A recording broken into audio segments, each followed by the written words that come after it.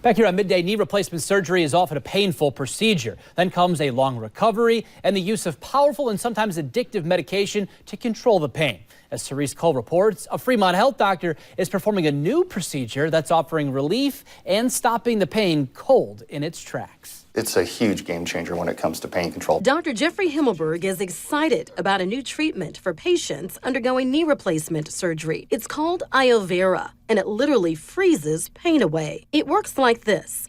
3 to 10 days before knee surgery, patients come in for the Iovera procedure. The area being treated is marked and numbed. We use this small device where there's these small needles. Eventually, those tiny needles get cold.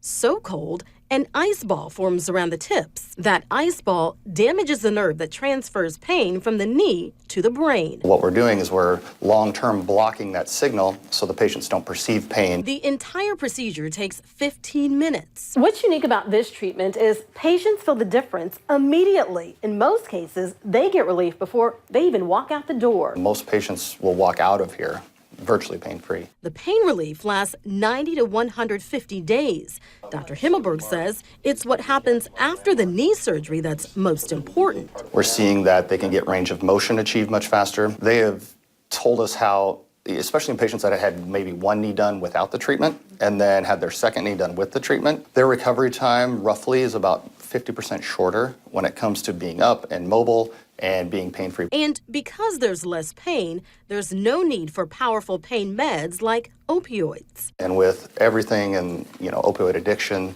and how it's exploded the last few years, that's probably the most important part of this is decreasing that pain medication. Big benefits thanks to a big chill and these small needles.